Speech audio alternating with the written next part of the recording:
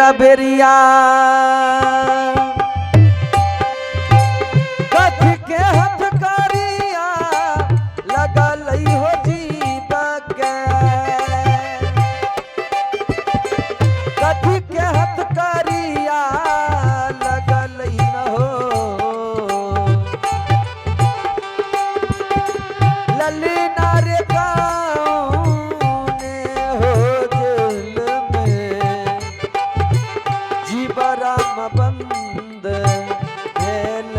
कथी कथी के रताला लागल हो ललना रे गाँव हो जेल में जीवराम बंद कथी कथी के रताला लागल हो कथी के रताला लगल हो जीव के कथी के रताला लागल हो कथी के रताला लागल हो जीव के कथी के रताला लगल न हो ललीना रे गाँव हो जेल में जीवराम बंद कथी कथी के रताला लागल हो ललादार गाँव हो जेल में जीवराम बंद हो कथी कथिया के ताला लागल हो मुँह के रबेरिया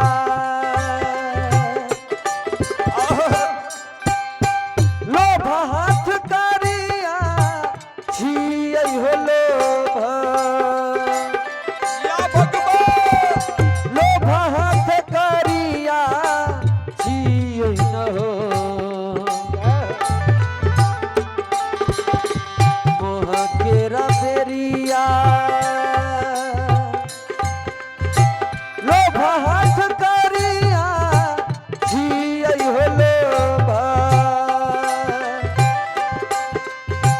लोभ हाथ करिया छियै न हो ललीना रे देहिया हो जेल में जीवराम बंद भेल से ममता ममता के ताला लागल हो ललादार देहिया जेल में जीवराम बंद तेरे ममता के ताला लागल है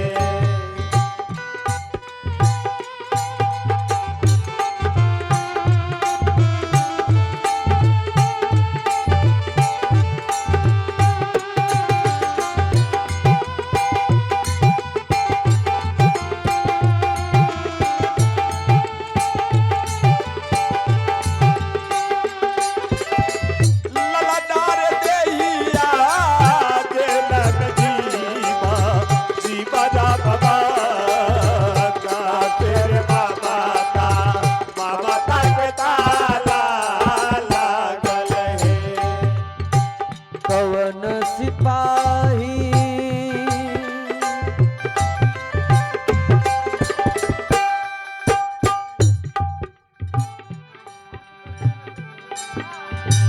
कवन सिपाही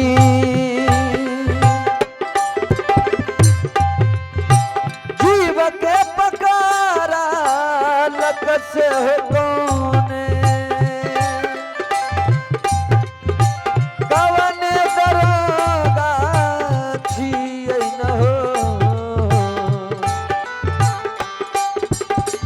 कवन सिपाही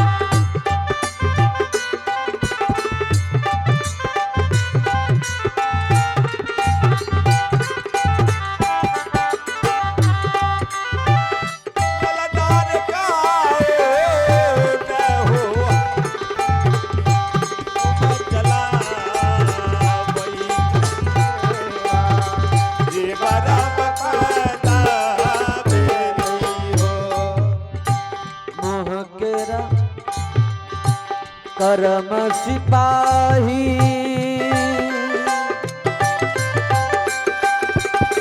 ए बाबूजी, हर एक इंसान के माथे पर कर्म रूपी गठरी बंधी है। आप लोग महाभारत के बारे में जानते होंगे। जब महाभारत की लड़ाई समाप्त हो गई,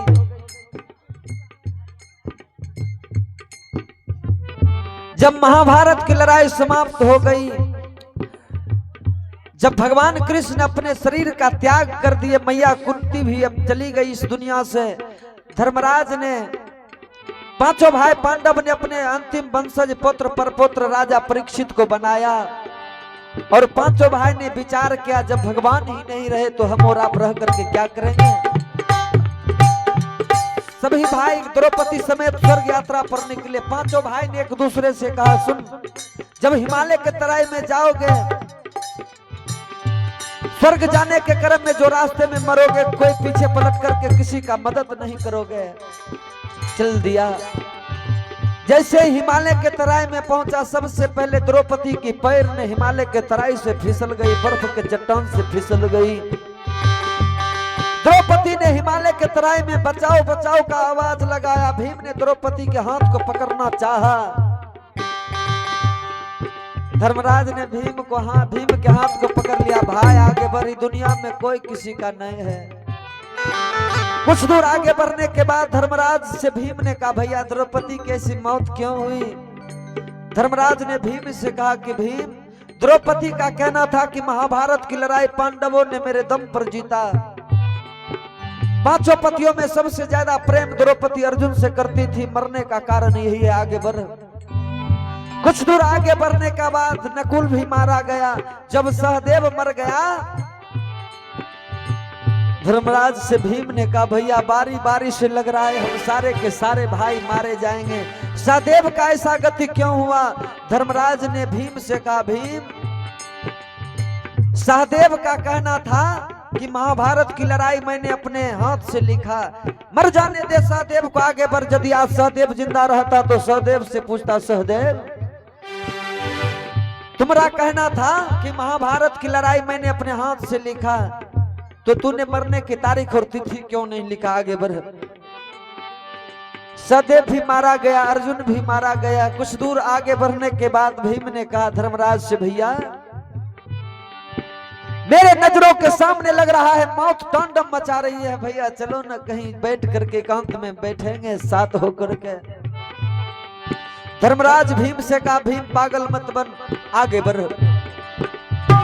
रोते हुए भीम ने कहा, भैया धर्मराज, इस हिमालय के तराई में यदि मैं मर जाऊंगा ना, तो मेरे नाम पर तू 2 गज कफन दे देना।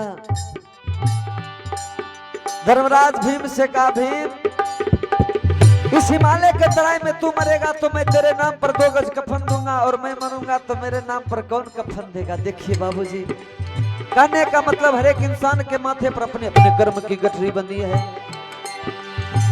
कर्म सिपाही जीव के पकारा, लक से हो वासना, वासना दरोगा जियै न हो। कर्म सिपाही जीव के पकारा, लक से हो वासना, वासना दरोगा जियै न हो। ललिना रे अहंकार हकीम, हुकुम चला बल से हो जीव, जीव राम कैद भेलै नहीं। कई बार अहंकार हकीम, हुकुम चला पैसे हो जीवा, जीवा राम कहता भेलई हो। धर्म ही दास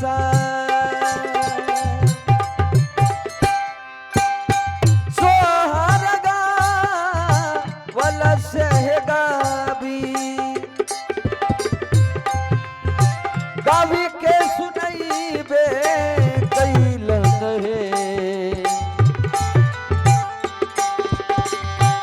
तमहि दास सोहरगा वलस है गावी गावी के सुनैबे कैलन रे बहिना है जुगे जुगे रैया अही अस प्रेम सोहर गा बेला है बहिना है जुगे जुगे अही बात प्रेम स्वर्गा ओ बहिना है जुगे जुगे रैया यही बात प्रेमा स्वर्गा रहे बहिना है जुगे जुगे रैया यही बात प्रेमा स्वर्गा रहे। आइए अंत में एक समुद्र